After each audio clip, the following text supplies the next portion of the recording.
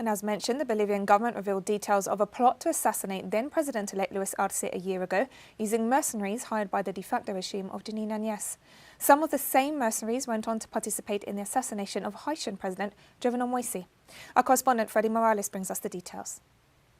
2 months ago, a conversation was released between the defense minister of the de facto government, Fernando López, and the contact of a company from the United States that provides mercenaries. The message of the struggle is that they want to replace the Bolivian armed forces and police with Cuban and Venezuelan militias. This is the final straw. This is what is going to allow Bolivia to really rise up again and not allow the Arce government.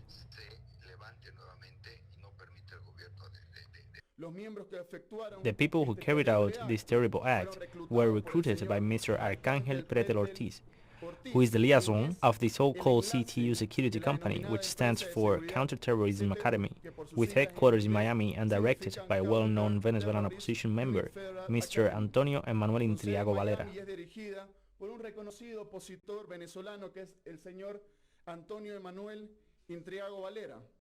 During the investigation, contracts of Colombian and U.S. mercenaries, who were offered $125,000 per year, as well as a transportation, weapons, housing, and even health and dental insurance, were seized.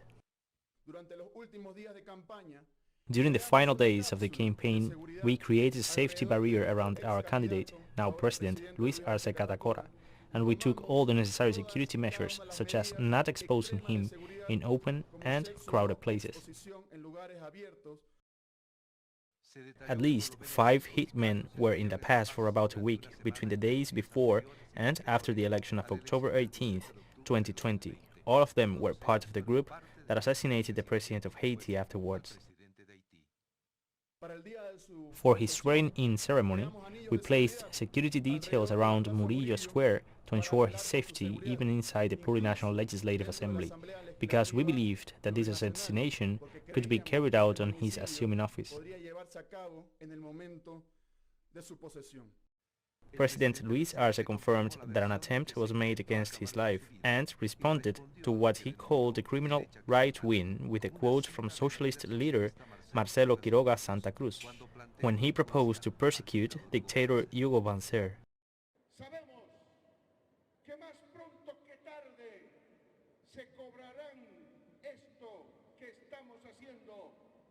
We know that sooner rather than later they will take revenge for what we are doing.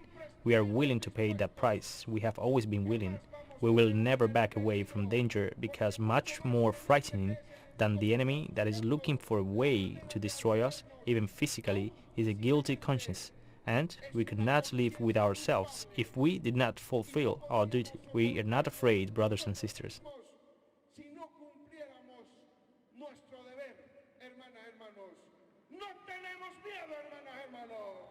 The contact person for hiring the mercenaries is a 51-year-old Bolivian who was imprisoned in Santa Cruz for a series of crimes and has been transferred to the maximum security prison in La Paz.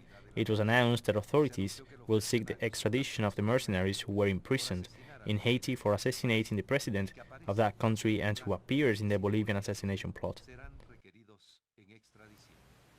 President Morales, teleSUR, Bolivia.